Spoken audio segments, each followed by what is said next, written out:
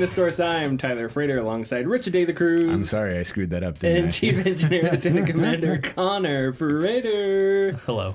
Richard opened his iced coffee can. Is it too early? The sign I was giving you was open it for your intro, because I thought that was like your thing that you could do. Okay. But I think you took it as open it before we started. Yeah, right. I did. That's exactly what I was like, crap, I don't want to screw up the recording. But that's okay. I delete the first 5 seconds of audio anyway. Perfect. Great. I don't want to be heard anyways. It'll work regardless. Oh, in that case, I'll just mute you. Lots of stuff to get into, and we have the summer Game Fest Day of the Devs, which it was stylized with skulls. Took me an hour and a half till I understood. I was like, oh, I get it. Day of the Dead. Yeah. Day of the Devs. Mm-hmm. I understand it. Wow. Jeff, you got me there. You got me, brah. So it took me a while to get that. But tons of game announcements. An Elden Ring, not Elder. I almost said an Elder Ring, which is like two different games. An Elden Ring trailer dropped, which just looks like Dark Souls, which we can talk about. So we've got a ton of other stuff to get into. It is June 10th, 2021. As always, follow us on Twitter and Facebook at The Gaming Discourse. Go to YouTube channel, YouTube/Gaming Discourse. We post videos, working on a new video right now. And that's all the paperwork nonsense to get out of the way. So, Richard, you're excited for Ratchet and Clank, which is releasing tonight. Which is getting lots of good word. Apparently, it's the greatest looking video game of all time, if you ask some people. And that's completely subjective. Not that I disagree so far with what I've seen, but I think there is a definite difference between the beauty of what Ratchet and Clank looks like and the beauty of what Horizon Zero Dawn looks like. Yeah. Yes. Or something of the sort. Because Ratchet and Clank is the way I describe it to people, it's a wonderful Pixar type film. It's sure, you may look at it and think it's aimed towards kids, but it's anyone can enjoy it. But yeah, there is something even Death Stranding. Death Stranding was shown off today. It's wow, that looks really good. And then, the director's cut. And then Horizon looks jaw-droppingly good. Mm-hmm. It's what's God of War gonna look like? We got to see that and stuff. So, anyways, I think not to go off on a random, but this is a video game podcast. Yeah. So I guess we can talk about where the hell we want. Let's do it.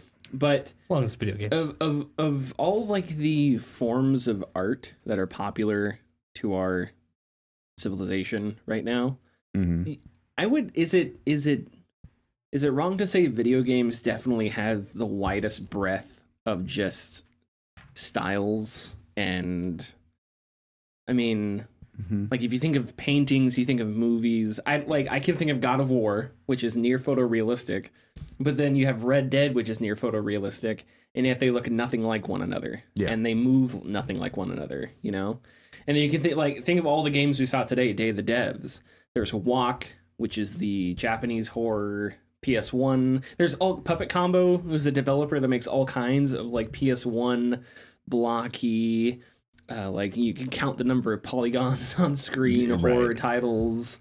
There's all kinds of really cool stuff. There's a game set in Ecuador, and it's everyone is hand drawn except for all the characters are hand drawn, but the environment is a static, like a TV static. White noise? White noise. It's white noise, but it's brown.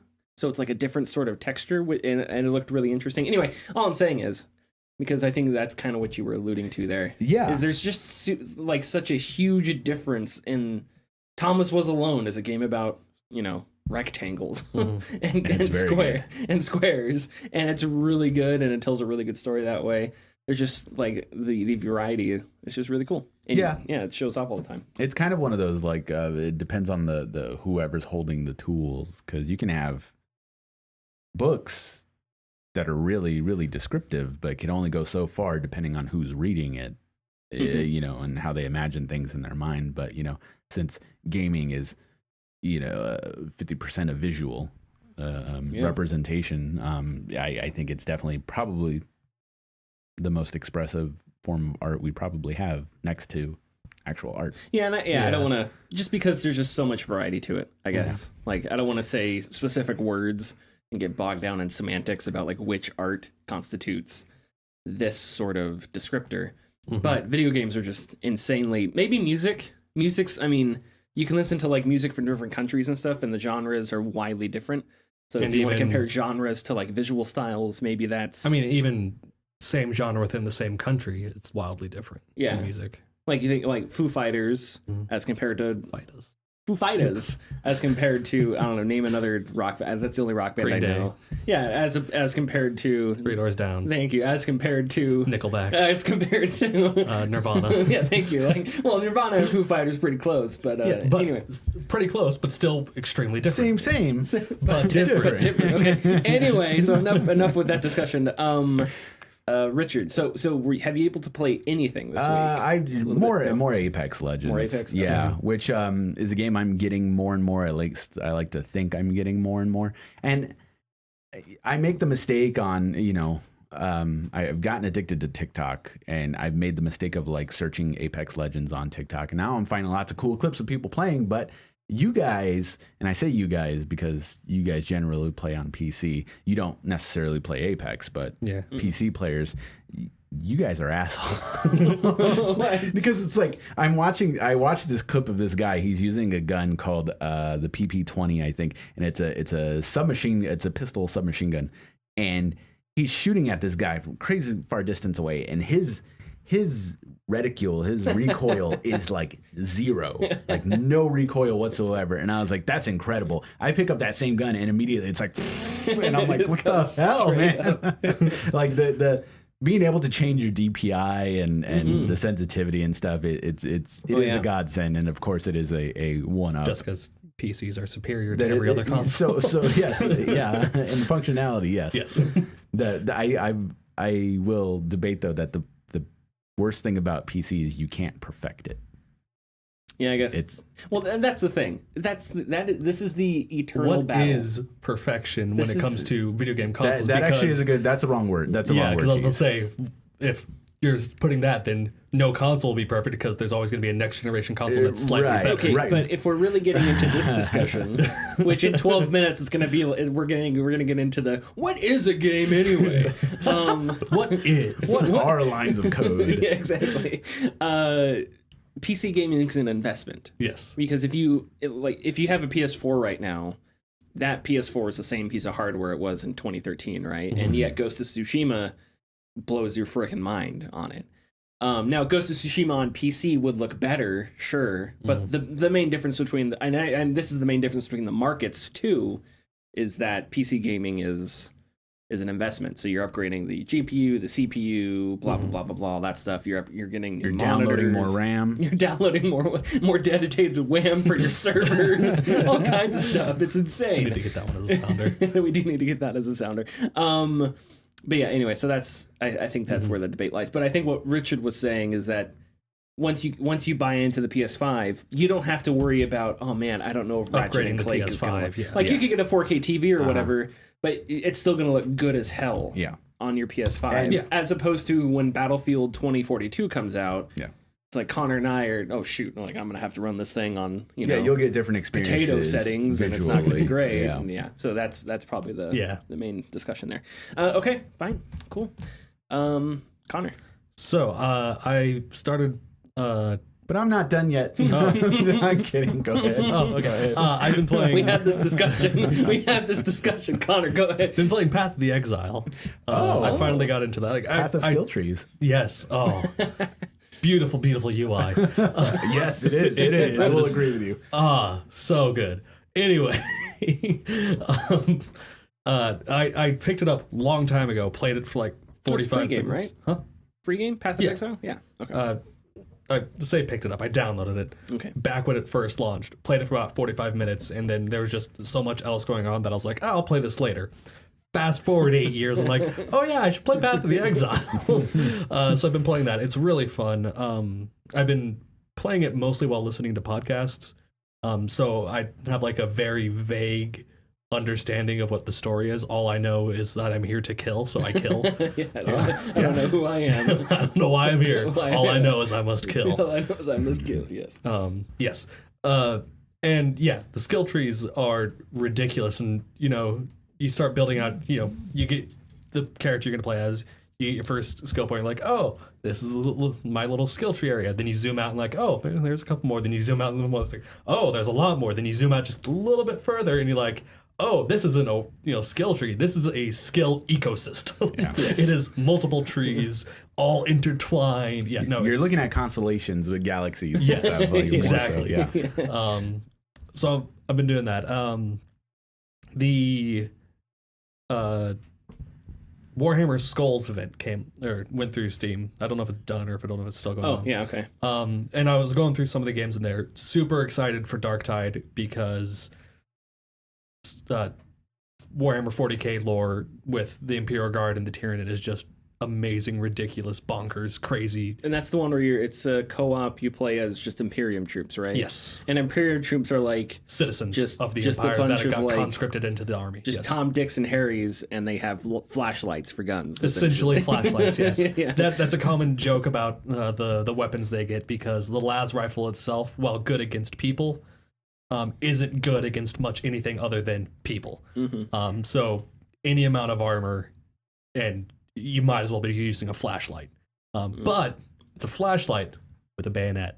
So you got that going for you. Yeah, I guess you got an option there. Yeah. Okay. But yeah, and the trailer we saw a long time ago at one of the E3s, there was just a little segment in that really described the grimdark of 40k in just like a split second, like almost joke. And it's there going through this corridor, and he has his flashlight on. He's looking around, and his flashlight just goes out. No warning, it just stops working.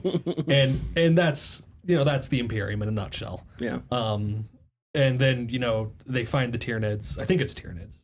I might be wrong, but they find the enemies, and it's chaos. And that's exactly what how people like perceive the 40k battles to be in the novels and everything. And I'm excited for that because 40k is a stupid, ridiculously fun universe where everything is more overpowered than the next thing, but weaker than the previous thing, which makes no sense, but it does in 40k. Right. And other thing in 40k was DACA Squadron, which is orc jets. Oh god. Yes. Tyler knows that because Tyler's gotten into 40k recently, that I love my orcs. The space orcs of 40k are Cockney soccer hooligans that will things to work, which may or may not be canon, but it's mostly canon. But it is canon. So like, and the game sticks true to 40k. You get to paint your DACA jet, which is just a jet with guns. DACA, because guns go DACA, DACA, DACA. Yes. Yes. So you get to paint your jet. And because you're orcs believe that certain colors have certain properties. Okay, that's cool. So yellow jets have a higher crit chance. Red jets go faster.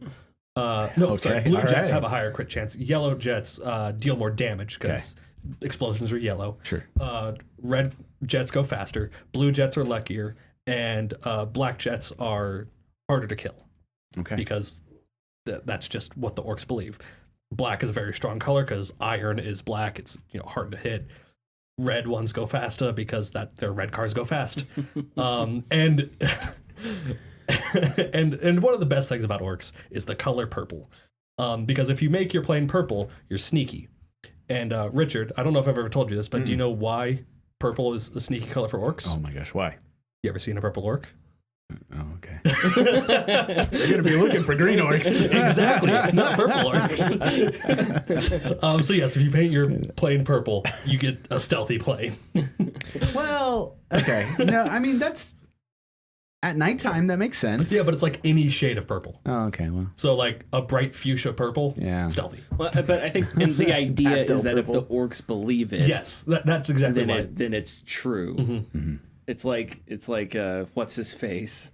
Just do it. Like if the orcs just believe something, then it comes true. It's like Disney within whatever. Reason. But yes, within reason. So it's a wild, ridiculous game. One of the first abilities you get is called DACA DACA DACA, to where it's just like an overpowering of your machine guns, and it's just an uncontrollable torrent of bullets. So what kind of game is this? It is a arcade plane shooter. So like Ace Combat kind of like a little bit more like Crimson Skies. Is it good thus far? Yeah, it's good so far. Yeah. Okay.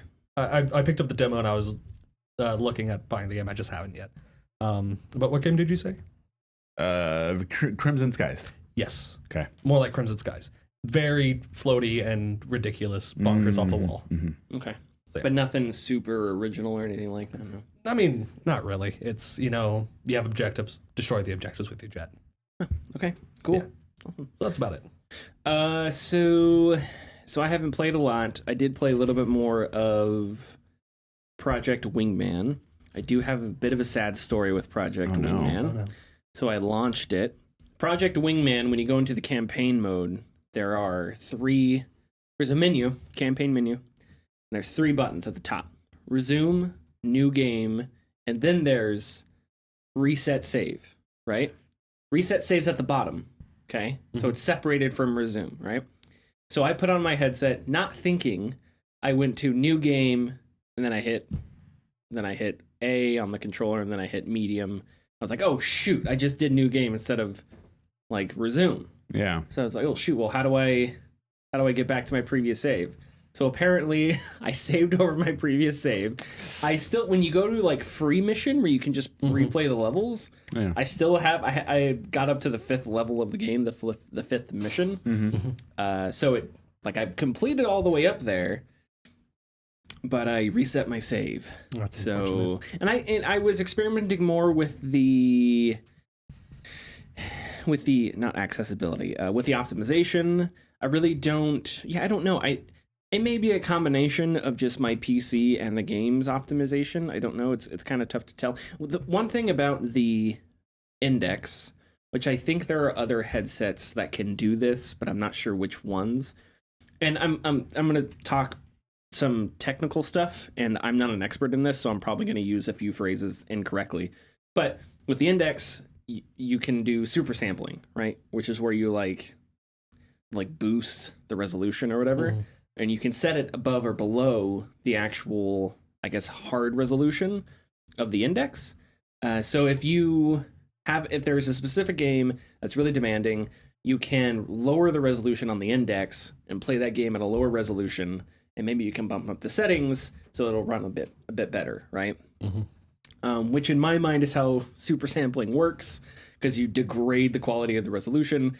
Again, I'm not an expert in this kind of stuff, so that's probably incorrect. But anyway, so I experimented with that and tried turning down the super sampling and tried messing with all the settings.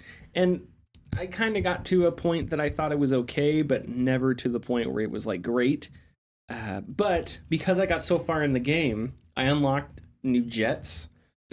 So now it's like I'm going to be able to play the first level with these like cool unlocked jets. Yeah. So I guess there's a trade-off. That nice power fantasy like in a new game plus is really good. Yeah.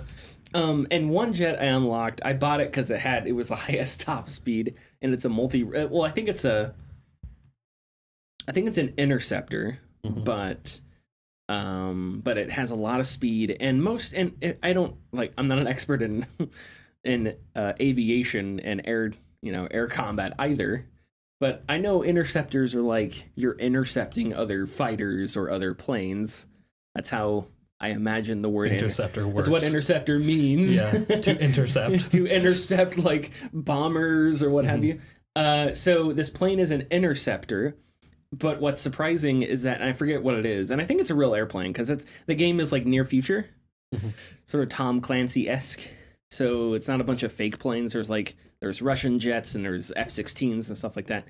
But anyway, so this jet I unlocked, I think it's a little more of a multi-role because you can load it with air-to-ground weapons, air-to-air weapons, and then there's other slots where you can do either or. But anyway, the reason I'm talking about this jet is because the cockpit is formed in a way where a piece of metal goes down the very middle.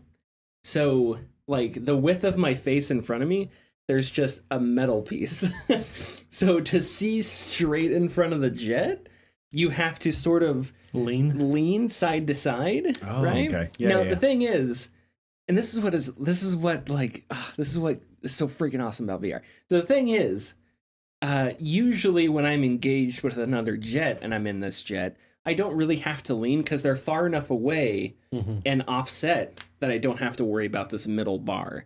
And if they get covered by it for a second, I can just yaw real quick just to reset and get it on one of the sides, you know? But there are times when I'm flying like like really close to the ground and I have to like lean and look like past the middle bar. And I don't know, I think that's really cool. I assume it's a real jet. No idea why it's designed that way. Seems super unintuitive. But it just adds a little fun dynamic here and there. Game's still really easy. It's not super difficult. But yeah, just fun. It's strange that a PC game doesn't have multiple save states. Yeah. And like auto save like files. Yeah, I was surprised. So, but it is it's not a 1.0, right? Is it? No, I think it's full release. Oh, wow. I think I'll Google this real quick just so I'm not wrong, but I think it's full release because it came out in December and it was in early access, and for a while you had to just go through their website. Yeah, full release. Okay. Yeah, and they haven't updated it since because I'm a full-on entitled gamer. They haven't updated their full release game since December 21st. How dare they?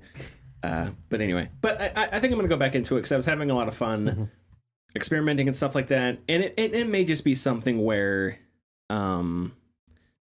it may just be a really good looking game. I mean, one thing that's really neat about it is when you fly through clouds, your windshield gets condensation on it.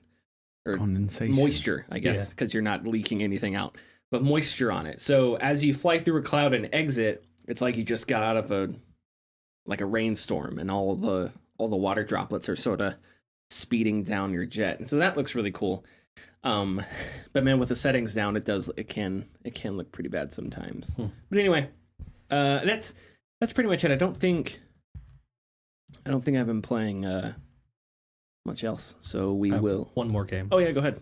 So I also have been playing 0 Hour, which is Oh yes, this is a game that kind of makes me a little uncomfortable, but we can talk about that later. Continue.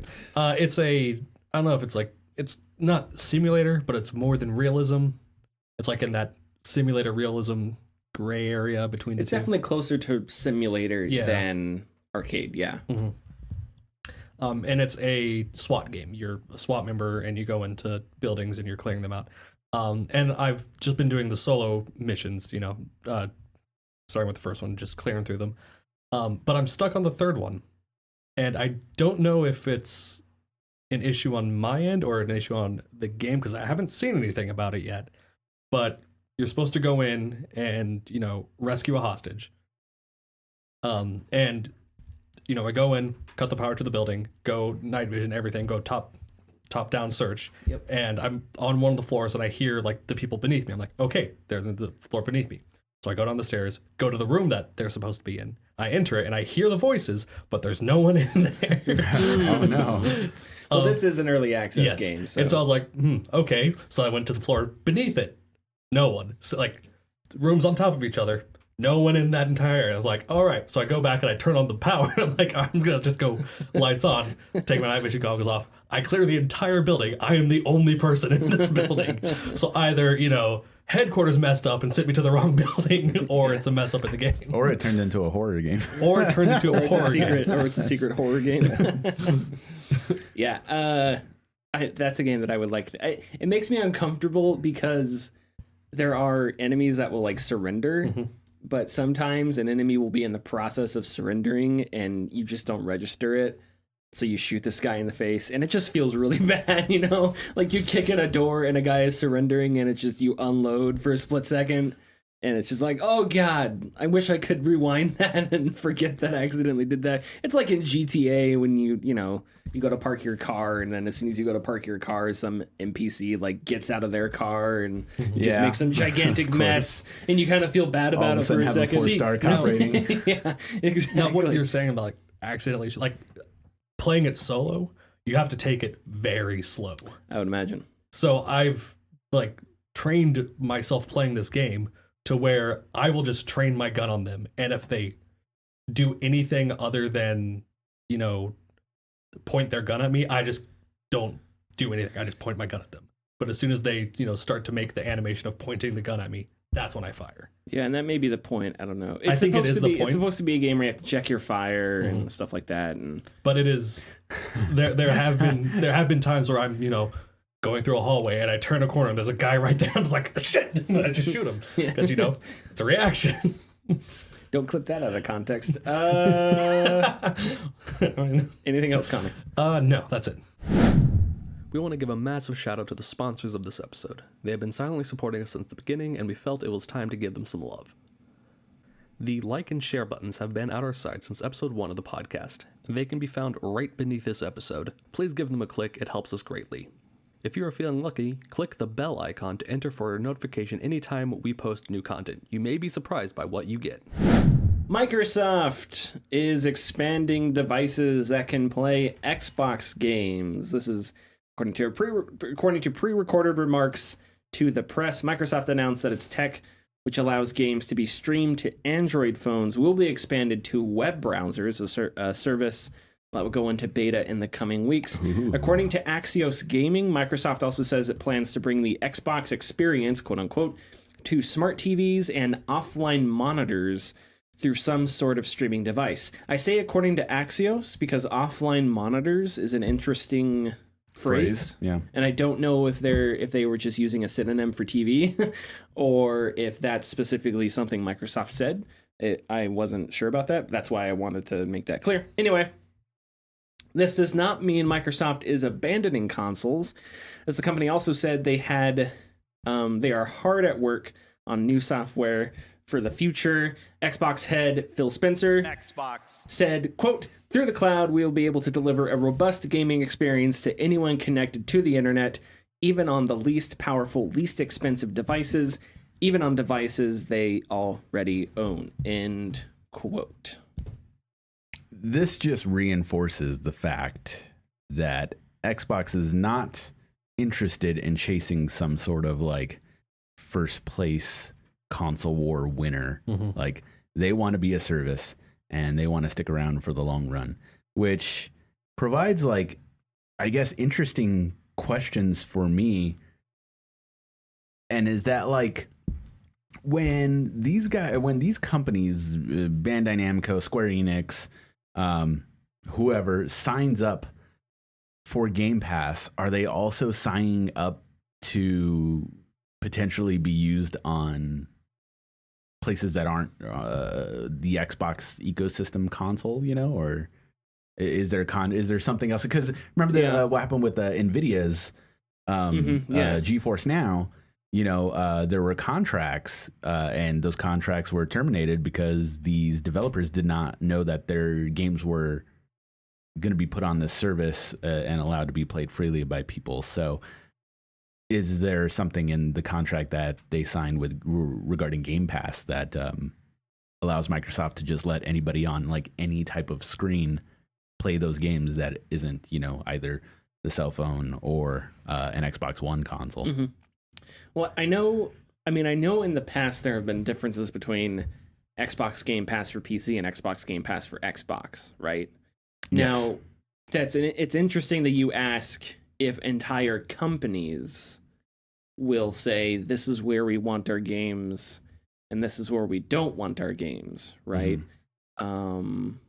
I'm thinking like Bethesda or whatever, which Bethesda's, I guess, owned by Xbox now, so maybe that's not such good not as good as an example. Mm-hmm. But that is an interesting tidbit you bring up, and the whole Xbox environment thing, to me, the one thing that I can't wrap my head around is how they're making money. Is it really just there's just this many people subscribe? Because like there are billions of people, not that many, but tons of people subscribe to Netflix, and all you hear is Netflix just loses money. And they also gain a lot of money. But it's just the streaming business never seems like it's full steam ahead. It always seems like it's a struggle to get people, and there's you've got to get subscribers and stuff like that. But Xbox Game Pass, which again doesn't have super duper hardcore competition because there's nothing really else like it, seems to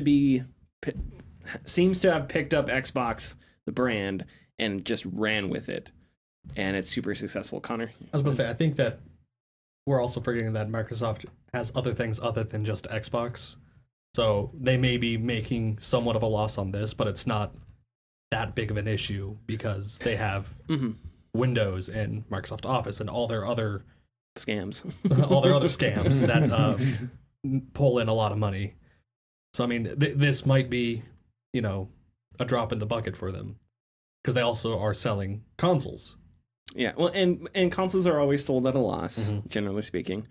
But yeah, the question then becomes is how much longer can they do this before the hit from Game Pass becomes too much, or the deal, or the deals aren't worth it in the long run. Not worth it, or that they have to scale back. Because right now it seems like every year, every 6 months, there's some huge addition to Game Pass, right? Yes. It's like, all right. Or maybe Game Pass is just that profitable that they're able to keep doing it. It could be that. But like every 6 months for the past 3-4 years, it's been, hey, Game Pass is a thing. Hey, first-party Xbox titles coming to Xbox. Hey, we bought Bethesda games. Bethesda games coming to Xbox Game Pass, Hey, Xbox Game Pass on PC. And then they're doing xCloud, and now they've got this. Okay. So, yeah. Hold on. No, keep talking. I'm going to do some quick stuff. Some quick research. Okay. But I do think that it's more the latter, that it's Game Pass is that profitable because, I mean, it's a really good service for what it is. Like even... Oh, it's a phenomenal service. Yes, yeah. Even like just barely touching into it, you have access to a massive library of games. And I mean, let's be honest, people are going to pay for Game Pass. Yeah. And they're maybe going to play 3 or 4 games from that consistently. They'll try other ones, but they're paying for, a handful of games that they're going to be playing consistently. Maybe at least at a time. Yeah. Like maybe a handful of games every few months or something like that. Yeah. Which I think the profit made in the monthly, subscription for the small handful of games is paying off the games. You're, purchasing one of the games within a few months of subscribing to Game Pass. And I think you're onto something there because as it stands, at least according to Google, there's 23 million subscribers for Game Pass. Ooh. 23 million times $15 a month is $345 million a month that Microsoft makes. All right. Okay. If that's true. Well, so if that's true, that is how much they're making a month. That's not to think about how many people forget that they're paying that $15 a month. Like how many people are subscribed with their credit cards? I just had to cancel my. I'm like, oh yeah, I'm subscribed. Let me go cancel that real quick. Not only that, but how many people just don't care? Yeah. Right. Exactly. Like $15 that as well. Is a couple cups of coffee. On top of that, there's a lot of games on Game Pass. A lot of good games on Game Pass.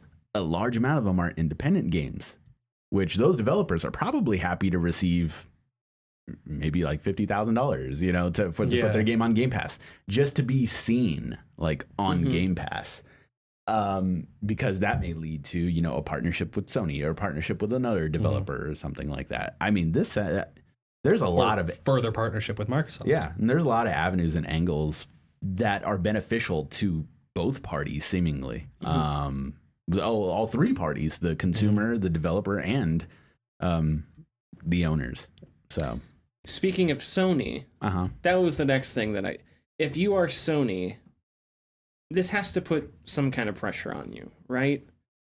Do you think they're comfortable with where they are? They're comfortable with it. Already feels like they're going to quote unquote win the console war, right? It already feels like that's beginning to happen. But in a way, it doesn't seem like this was ever really a war to begin with, because PlayStation, it was like PS5 is this next generation thing. It's a big deal. We have this new controller. We have this new audio. This is the next generation of games. Xbox's tune was always, here's one thing we're doing. Here's xCloud. Here's Game Pass. Here's the ecosystem. This is what we offer. So instead of this symmetric battleground where you have a plastic box and a plastic box full of electronics, it's a plastic box and a plastic box, but on one side there's this whole other ecosystem that they're sort of more bound to. So considering all that, does this put any pressure on Sony at all? I don't think so, because I'm just going to say this I think the quote age of the console wars is over because they've diverted in what they're trying to do. Sony is making more of an experience with their games. And I'm not saying that Microsoft and Xbox games don't do that. Sure. But with like the haptic feedback, like the audio upgrades they've been doing, and the quality of games that Sony puts out, their first party titles and God of War, all those games, they're more experiences. Like if you it's finite and it's single player and stuff like that. Like and Sony doesn't have a big. Does Sony have? Sony doesn't have like a big multiplayer game, do they? That they themselves publish? Am I missing something? No, I mean they. But for Microsoft, you've got Gears and Halo, right? Since Ghosts, I think Ghosts, Call of Duty Ghosts, or the one after that, Advanced Warfare. I can't remember. Since then, they've had exclusivity on Call of Duty for like a month for particular things. Yeah. Oh, for particular things. Yeah, like the marketing and like exclusive unlocks and stuff is a lot larger on Call of Duty, so more money's put into that. But no, they don't have They don't really have. So I think, Connor, you're right in that Sony the strategy is there more curated, single player, finite experiences, God of War, Ghost and then you have your games that are like crossover that are playable on both. Yeah. And then you have what Xbox is doing, which is quantity of equality within its own, because they just have 800 billion games that they're throwing at the Xbox. Via Game Pass. Yeah, via Game Pass. And if you want to play a certain type of game, it's probably in there. Yeah. You just have to do a little bit of digging. Also, don't discount like the average person's thought process. Like to them, that $15 a month is essentially a rental fee. Like, that they don't have to invest $60 for a game they may or may not like, or $70 for a game they may or may not like. Yeah, they just go into the Game Pass store, download a game, play it for 20 minutes, 30 minutes. They're not interested in it, uninstall it, go to the next game. Yeah. The other thing, and I know this is turning into a gigantic like it is. Xbox. Thank you. Xbox. I wanted to use a term there, but for whatever reason, I'm not going to say it. An Xbox party celebration. We're in a circle party. A circle celebration, if you will. But the other thing that this signifies that I like is that the hardware experience isn't going away, right? That something physical is still there. Yeah. And to me, this puts Google Stadia, which may or may not still exist, I really don't know. This is wholly superior to Google Stadia, right? Google Stadia is on life support at this point. Well, yeah, and I'm not even sure. Yeah, When's the last thing you heard about Google Stadia? Well, when CD Projekt Red left at how many copies they sold on Stadia. Wait, did that really happen? Yeah. And in their investor call, they asked how the sales were on Stadia, and they just laughed. Wait, really? Yeah. I didn't hear about this. Okay. So now that's about a company talking about Stadia. Oh, okay. When is the last time you heard something from Stadia? It hasn't, but it's been a minute. But the thing is, Stadia may have found an audience or something that really likes it. The 1%. Jeff Bezos. Yeah. No, but I think this is the wholly superior strategy to Stadia, right? I am someone that acknowledges that game streaming is a big deal, that somebody's going to figure out the tech, and it's going to be a big deal when they figure it out. Because I don't think it's figured out yet. Not until every single game runs as good as it can run on a console am I going to even consider playing a game via streaming. But having a download option somewhere in the ecosystem, right? Like you can't download Halo Infinite on an iPad, but you can on your PC, on your Xbox. So there's the option there. That is superior to the idea that streaming totality is the future right now, because I just don't think it is.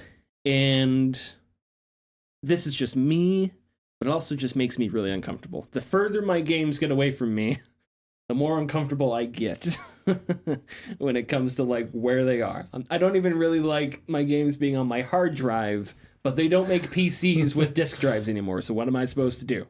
Were you? Well, they don't make games with discs either. They don't make discs. Period. I was going to say something, but I don't remember.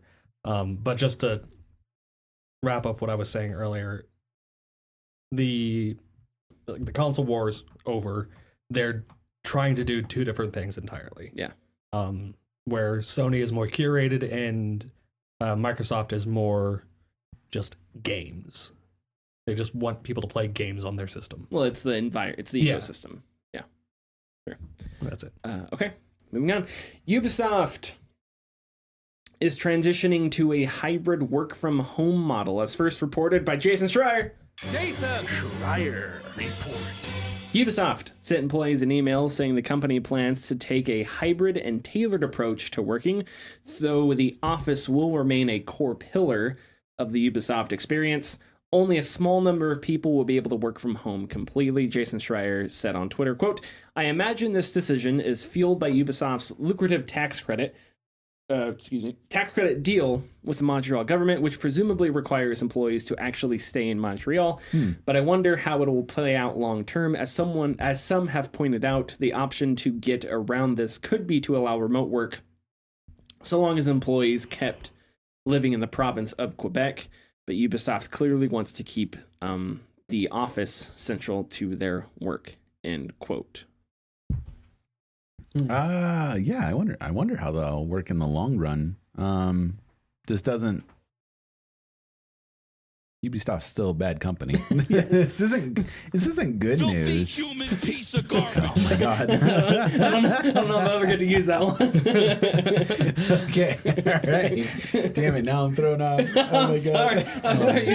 You were saying Ubisoft's a bad Ubisoft company. is still a bad company. There's still a lot of human piece of garbage. there's still a lot of flaws in what's been going on. Yves Guillemot still hasn't done it. Don't do it. Man. Oh, come on. Still Gotta hasn't do it done one more time. Gotta do it. Fine, one more Yves time. Guillemot. Filthy human piece of garbage. Still really hasn't done anything about what went down at Ubisoft. And this is kind of, this is somewhat good news, but this is putting a Band-Aid on a bullet wound at this point because there's continue. a lot that still needs to be addressed at Ubisoft, but at least now your employees can work at home. So I think Most of the time, hybrid. we can't speak for the people that work in the industry because we don't work in the industry. Yeah. So, breaking news. But it certainly seems like this is a good thing because of the nature of the industry and just, I don't know, all the crunch, all the long hours, all the stress. God of War was amazing, but seeing that, I forget her name. She was a producer, I think. Seeing her cry because she didn't get to see her kids as much as she liked during God of War. I was like, oh wow. I don't know. Are tons of moms and dads not seeing their kids worth like big giant projects like this? I don't know. It's an interesting question. So I think this is something intuitively, I think it's good for the industry, but I'm not a director, so I can't get into the nitty gritty nuts and bolts of it and say, well, here's how my project team works and here's why it's not going to be super sustainable. But it just seems like from the outside looking in, this is definitely something worth engaging with. It's good for employee mental health. Sure. All those things. Now, but at the same time, you're correct that, and Ubisoft's past that, I think. Ubisoft, in their mind, they've hired new executives. Yves Guillemot mentioned that his trust was broken. Apparently, he was a victim in all this too. Poor guy. And they've moved on. Ubisoft Forward is next week.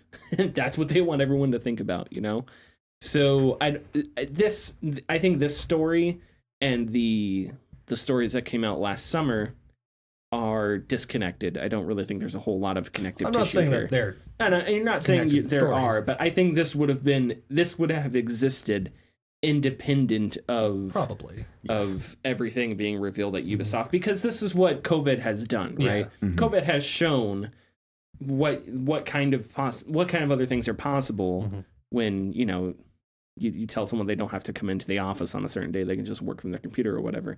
Now, again, the logistics of that, I have no idea. I remember during COVID, we talked about Cyberpunk and how... it was after the security breach. People had to send their, PCs, I'm assuming like hard drives, ship their hard drives to Poland. I think it was to CD Projekt Red, because certain people on the different networks were compromised, and that's sort of the logistic nightmare that you get with working from home, that I would assume if all those were in-house, it would have been easier to deal with because you're at a centralized location, you know, the office or whatever. But anyway, were you gonna say something? I was gonna say this is a good move for the industry as a whole. But again, Ubisoft is, like you said, they're trying to move on from the bad press they got back last summer. And I'm saying bad press, and it's, you know, I'm not going to mention all the stuff that went down. Oh, it's institutional failure. Yeah. Complete institutional failure. Yeah. And this is, I don't know, while it would have happened, it probably would have happened with what companies learned from workers working at home through COVID. It probably would have happened anyway, but it still kind of feels like, hey, employees can work from home now. Forget the stuff that's been going on. Here's some good news about us. Okay. Yeah, I mean, I'm not a fan of Ubisoft, so if you want to frame it that way, sure, I'm down. We won't argue with you. Yeah, I'm not going to argue with you. We'll have to see what the benefits are. I mean, I doubt there isn't a downside. Like, there has to be an upside to it. If you work in an environment that you're more comfortable with, you're more relaxed in, you're probably going to be more productive, which is great. And we don't know if this hasn't stated if they were doing this the entire time, right? Well, a lot of it's up in the air. Certain teams can. Yeah. And it's going to be down to regional managers isn't the phrase they used, but right. It's not going to be a company-wide policy. Right. So different studios people in different parts of the world may have different policies for different teams or whatever. And it also, because making video games is super complicated, I'm sure there are people who can do work on their home computer as opposed to people that need some super complicated computer program or complicated tech. You know, if you're shooting an actor who's doing mocap, you're not going to clear out. Yeah, you need a studio for doing that. You need lights, whatever. You can't clear out your living room and go, "Hey, Troy Baker." That's provided some interesting things. Unless you need a living room scene. This is true. Ubisoft, all home games from now on. Oh my god. Go ahead, Richard. Oh no, I was just going to use this because you guys were comparing how work would happen, from home and whatnot, and I know that a lot of voice actors had to work from home, and sometimes it shows. I don't know, did you finish Castlevania? No, not yet. Season 4. So I don't know if it's a spoiler, but there's a certain character in the show that when he begins to speak for the very first time, it is very apparent that he is not in the studio, and his voice levels are way off compared to everyone else. Oh, no. And so it was very jarring. Eventually it gets better, and then it kind of levels out. But yeah, the first time the character is introduced, it is just what is going on? And so it's fun to see all of, well, you got to work with what you got. And obviously they did. So I hope that we will see the fruits of these labors coming, in the future. But I mean, still, regardless, at the end of the day, this is a good thing, regardless on if it was something that Ubisoft actually did for the good of their employees. Sure. Or not. Yeah, no. Yep. You're right. You're correct. Okay. Battlefield 2042 will not have a single player. So a new Battlefield was revealed this week. It's set in the near future. 128 player matches on PC and next-gen consoles. Also going to be $70 on next-gen consoles, but not on PC or previous-gen consoles. As I said, no single player and no battle royale. However, there will be an option to play against bots or alone with friends. In my notes, I have POTS written, which is kind of funny. That's great. You can play with POTS on Boneworks. Which is kind of funny to imagine being in a tank and there's just a giant soup pot on here. It's oh god, fire! He's on to us. Anyway, sorry. Battlefield 2042 design director. I don't have the person's name there. I like Let me look this. The cha-cha. That's my punishment for not having the design director's name. Daniel Berlin, thank you, Eurogamer, said, quote, "That enables us, not having a single player, to lean into what we are best at. If you look at the DNA of the studio, what we've been doing for so long, we just said, you know what, we're not going to have a traditional single player campaign this time around, but we're going to put all that emphasis and all those resources into building depth into the multiplayer, because that is what we do best, end quote. I agree with that last statement.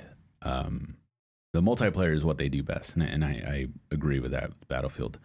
I feel like they really missed the mark on that $70 price tag for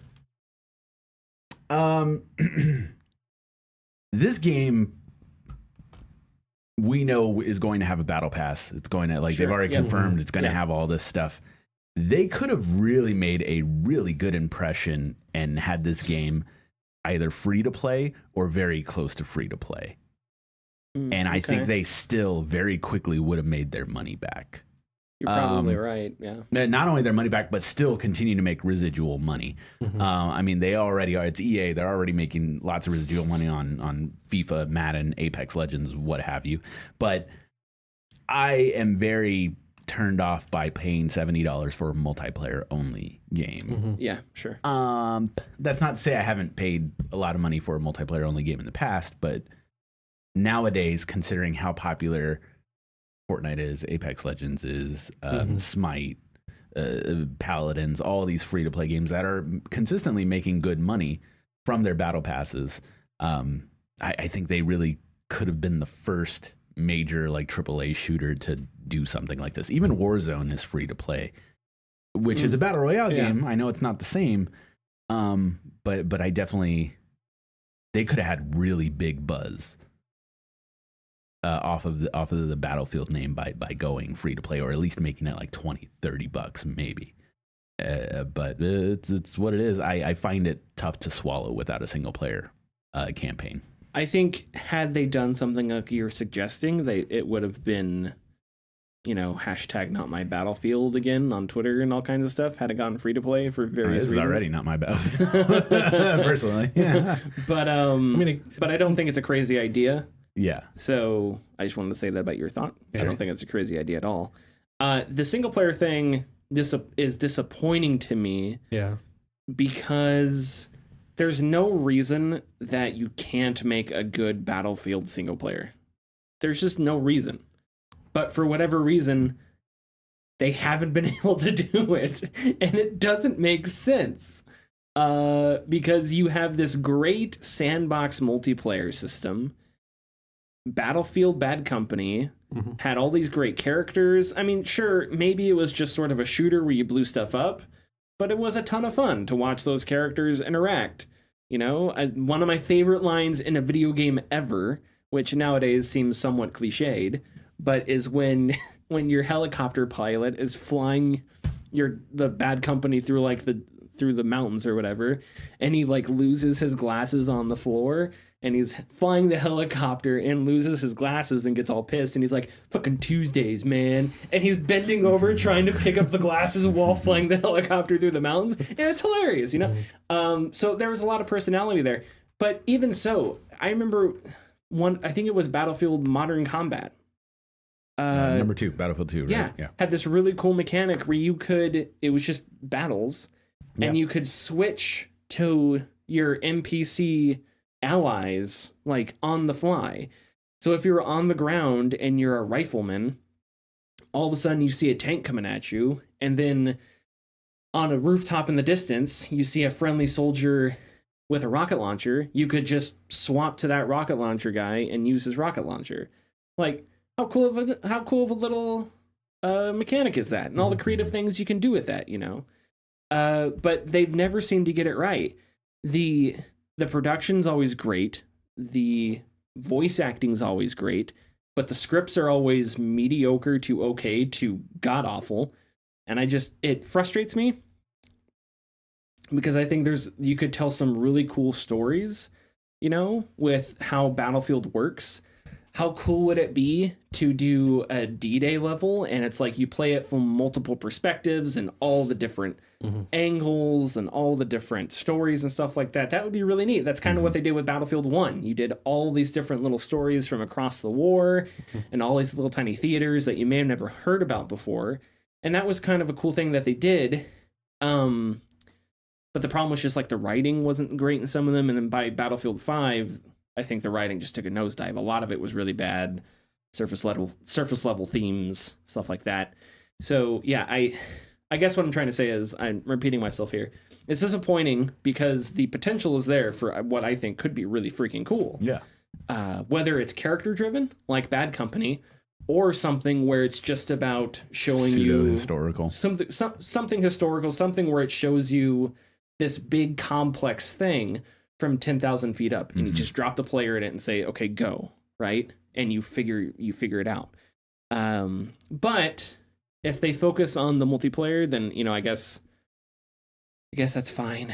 I don't know. I'm not a huge super duper Battlefield fan anyway. I really liked Battlefield 5's multiplayer. I thought it was really fun, good. especially Yes, how you could like fortify buildings and stuff like that, which I thought was just a phenomenal mechanic, especially if you were playing with friends and you decided, because, you know, Conquest is like the staple Battlefield mode that's been there since 1942. And one of the fun things is if you had a squad of friends and you decided, okay, on this match, all we're going to do is focus on taking Bravo, and then we're going to hold Bravo for our team. And so it was cool to take Bravo or whatever, and then you build it up and make defensible positions and stuff like that. So it made the game a little bit more dynamic. But yeah, the other thing is the setting. I think the setting's interesting because it's in the future, but it's not that far in the future. It's just 20 years. Yeah. So it's not super futuristic.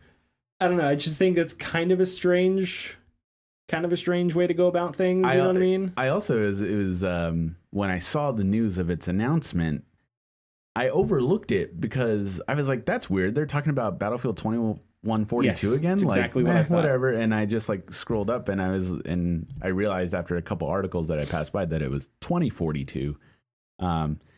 Which I mean, I'll give, you know, if somebody brings it into my work, I'll check it out. I'll try it. I'm not going to buy a $70 game, but yeah, like at the same time, it's, I made the like kind of joke earlier that it's not my Battlefield. It's just, I wasn't really expecting a Battlefield in the like near far future again. Cause you kind of run the risk of like overstepping that like a little too futuristic, like Battlefield or like Call of Duty got a little too futuristic and like made up stuff. And although like a lot of the tech in the trailer, it seemed was like you could have watched the trailer, at least in my opinion, you could have watched the trailer and thought it was just set right now. Yeah. Like there were a lot of those devices that they were using were plausible, especially like the robot dog with the Gatling gun for the head. Like it's like Boston Dynamics is working on, like, you know, that's basically that dog just with a gun on his head.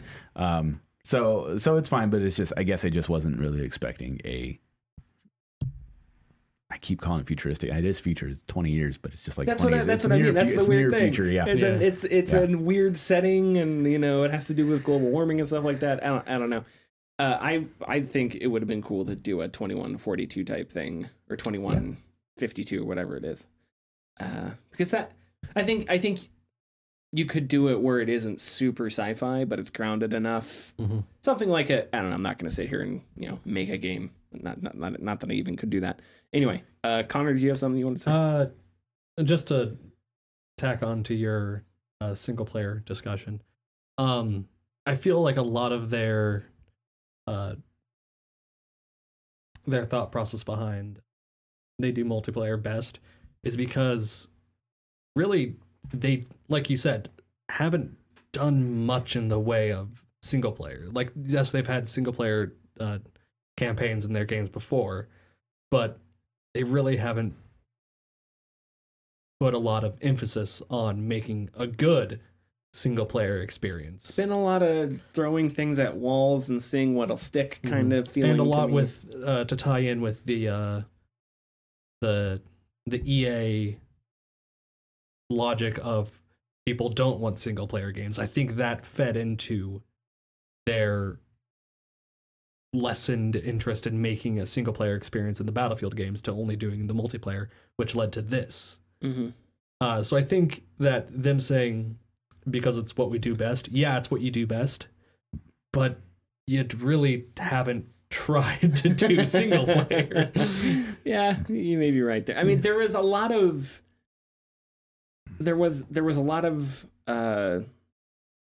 writing, a lot of voice acting and stuff like that, but I just never understood. It was all very bizarre, some of it, because it was just so mediocre in some areas. And I'm not trying not to be mean, but I'm just being honest. Super mediocre, super cliched.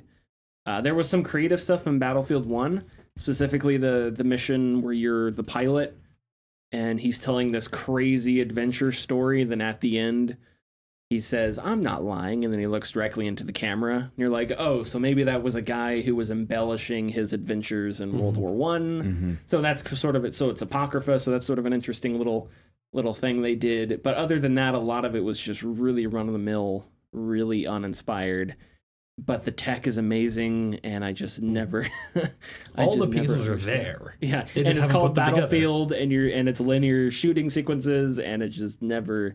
Yeah, I never understood why they didn't do something more akin to Bad Company, where it's really character driven and it's really funny, or something like Modern Combat, where at least there's some mechanic that involves you with an entire battle. Anyway, did you? Yeah, no, Bad Company 2, particularly for me, is like the best Battlefield they've ever made. Like, I had a ton of fun with that game. I felt it kind of crossed that line between casual and professional very well. You see guys doing crazy stuff, but at the same time, I myself as a new player could jump in and do okay in matches. But I agree, the story in those two games are really great, and it's just sad that they never went back to kind of build up on that, especially when they left that story mode in a cliffhanger. Did they? Yeah, they did. I don't remember. Yeah, because it's like, by the end of it, it's like Russia's doing something and they're about to it's always Russia. Yeah. Battlefield Bad Company 2042. yeah, probably. Okay. No, because he doesn't do single player games anymore. No, of course not. All right, Summer Game Fest. Day of the Devs was today, and we also have some other E3 news. So Elden Ring, as we talked about at the beginning of the show, the game by From Software with help by George R.R. Martin. Its first trailer came out. We had a ton of cool trailers for Day of the Devs, which I think there's going to be other Summer Game Fest stuff. I don't think old Jeff is done. Yeah, I think he's got some other stuff. More, and then there's other like Square Enix has got a thing, and Annapurna. How do you say them? Annapurna. Annapurna's got their own thing, which is cool. But anyway, lots of cool trailers. Axiom Verge 2, Phantom Abyss, Road 96, The Wandering Village, Death's Door, Walk, all really interesting indie games. Specifically, I really liked Death's Door. Death's Door, it's a strange concept. You play as a bird in a universe where birds don't exist. When the birds are watching back. Yeah, exactly. It's Richard's t-shirt. No, it's a universe where crows keep order. And you're sense. A bird that goes exploring. Goes rogue. You fight these undead monster things, and the bird has a red sword. It's very weird, but it looks really cool. A lot of really interesting. It's a platformer, so it's a lot of really interesting. It reminds me a little bit of Hades. Were you guys able to catch some trailers? I had no idea about Day of the Devs. I didn't either until I saw it. I think it was on Twitter, and I was like, "Oh shoot, that's today." Yeah, I had no idea about that, so I know nothing about what went on. Road 96 looks really interesting. That game was already shown off. That's the narrative-driven one. Yeah, it's been, and some of these aren't obviously world exclusives. Axiom Verge 2. There was Oxenfree 2 as well. Mm-hmm. So there's things that were shown off that weren't secrets. But Road 96 is you're going on you're a refugee trying to escape a war-torn country. Oh, this one. And Devolver Digital. You're taking rides with people, and you talk with them, and you get to know them. And depending on how you interact with them, the sequence may go one way or the other. And so the example they showed is you got into a taxi with a guy, and the person playing in the trailer brought out a dinosaur brochure that was in the cushion in the chair pocket in front of them. And the driver asked, "So, do you like dinosaurs?" And then on the screen it was like yes and no, and the person picked no. And the driver got mad and like kicked him out. And there's some other weird stuff that went on. So it looks like it's a very Devolver Digital game. They seem to, when we talk about, publishers that know their market, Devolver Digital seems to have a definition of exactly, what their games, what they want to publish are. And they have that down to a T. Silly, but serious, strange, but not scary, like sort of a David Lynchian take to it. Walk looks really cool. Walk's the PS1 VHS Japanese horror.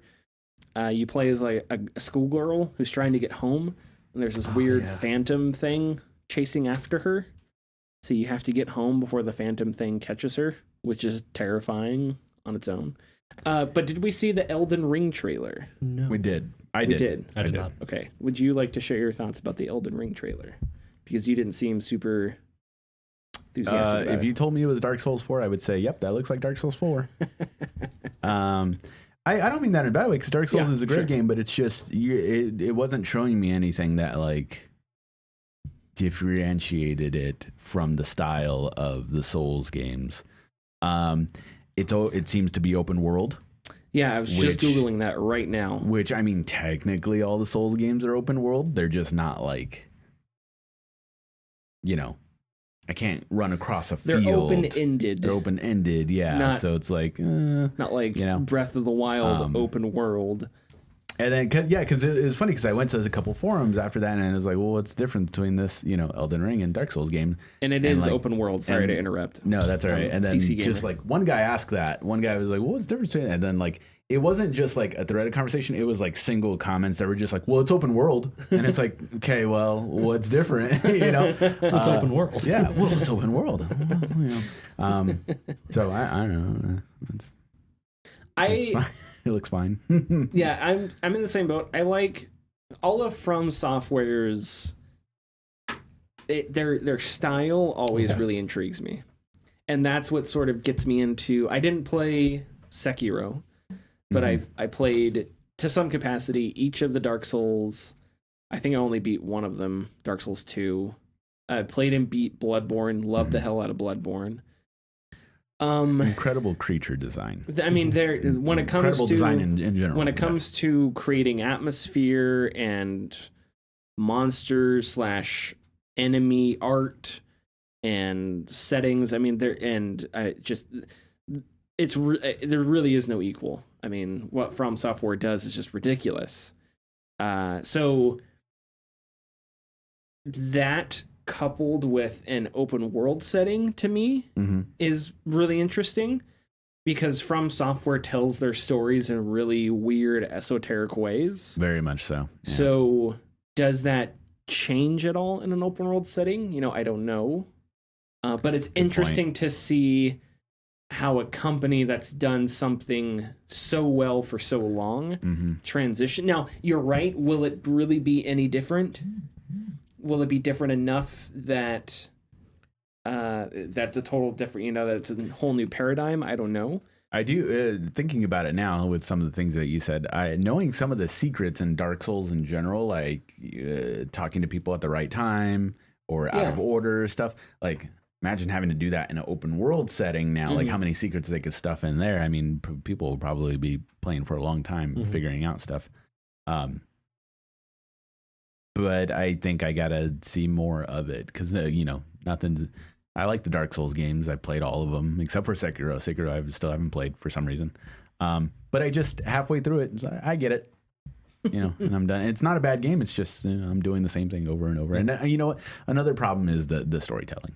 I like, tell me the story. Don't have me. You're not an archaeologist. It's fine to like. Well, I think Dark Souls storytelling is even more vague than not telling you. Because there are games that don't tell you the story.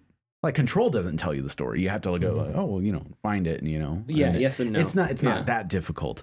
But like Dark Souls, this is like they literally don't tell you anything. There's you a have to lot go of- search it. Like you have to go online and search it, like Destiny. Yeah, there's a lot So- of there's a lot of metaphor. There's Yeah. a lot of I mean, and that was one of the cool things about Bloodborne.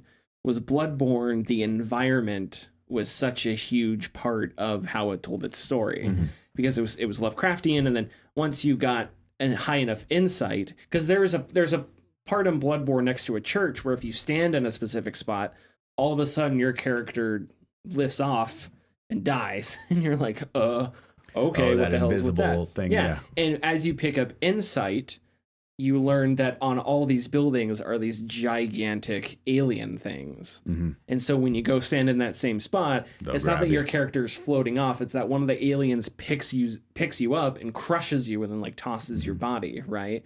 And just like in Lovecraft, it's like you as you delve into the world and you learn that there's these giant monsters that are from a dimension that's like higher than you are, and it's knowledge that's so grand and beyond your comprehension that it drives you insane and stuff like that. So when they told the story that way, it was a really creative, really cool way to tell it. But I agree that if you want to know like the Dark Souls story, it's a difficult thing to. I mean, because one, the game's hard to play I don't want to say already. it's difficult. It's involved.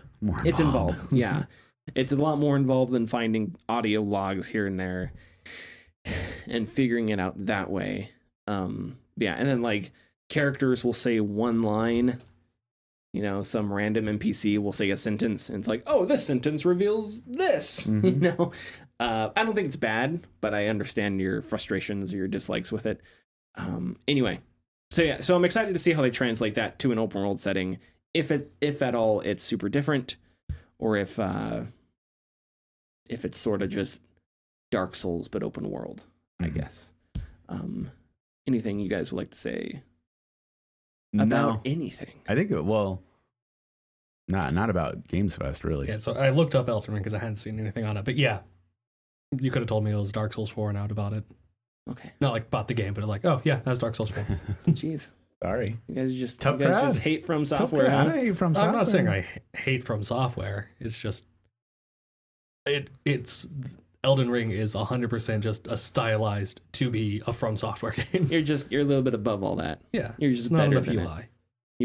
You're sort of just better than From Software. Yeah, I'm 100%. trying to get to. My apartment. Damn, is it's lagging. smells of It is lagging. rich mahogany. I was just trying to get to that. Richard Tidbits. All right. GameStop. This is a rumor, by the way. GameStop is expecting a surge of customers on June 15th, the same day as Nintendo's E3 conference.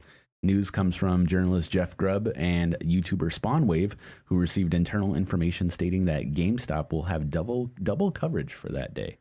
We don't know what. There's been an update that they're getting exclusive 35th anniversary Zelda posters, but very strange that they would decide to have double the coverage on that day. So may get a big announcement. Who knows? We'll see. Interesting. So this connects to the Battlefield 2042 story from earlier, and I think you were kind of alluding to it, Tyler, but I'll go ahead and state it here. Battlefield 2042 developer states that the climate change and climate refugees involved in the Battlefield multiplayer are not commentary. It's solely for gameplay reasons. That's it. That's all I it's wanted not to say. political, guys. It's not political. So yeah, and I don't. We had that discussion last week. Yeah, that's why it's a tidbit. Yeah, and that's why it's a tidbit. So I guess we don't want to get into it. I don't want to a whole comment lot. it. I'm tired of this, Grandpa. Yeah, we'll move on. Go ahead. Matt Brown on Twitter has discovered that E3's media portal comes with a Lord. weird friend-finding feature that allows you to search all registrants. You are instantly able to find their personal details for an individual and visible to all E3 registrants. So they fucked up again. Wait, so hold on. So you can search like a database? So if you were registered to go to E3 for this year on their portal, you can search all of the people who have registered for E3 and registered. yes, You can register for free, can't you? but you had to be like media, Okay. right? But you're still, if you chose, because they gamified it, so you had to make your own avatar, and you had to put your like personal information and like where you're from, whatnot, and all that.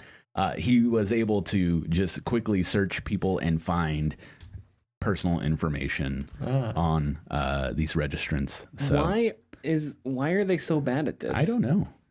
Is it really that difficult to get an email and a name and hey, thanks? Apparently. I mean, ever since they opened this thing, man, they just been getting tons of crap on Twitter. It's great. From everyone, all journalists and developers and stuff. But anyways, finally, some good news. Ratchet & Clank developers state that there was pretty much no crunch during development.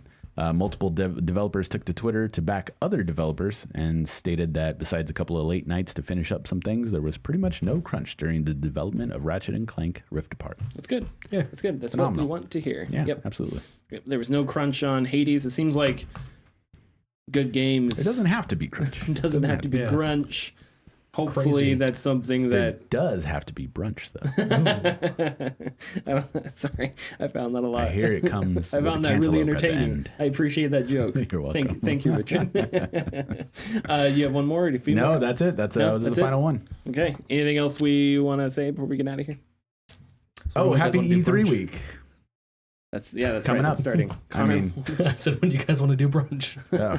ASAP, man. Jeez. follow us on Twitter and Facebook at the Gaming Discourse. Go to our YouTube channel, YouTube/Gaming Discourse, where we post videos. New video being worked on right now. And we will see you next week. Bye. Bye bye. My apartment smells of rich mahogany.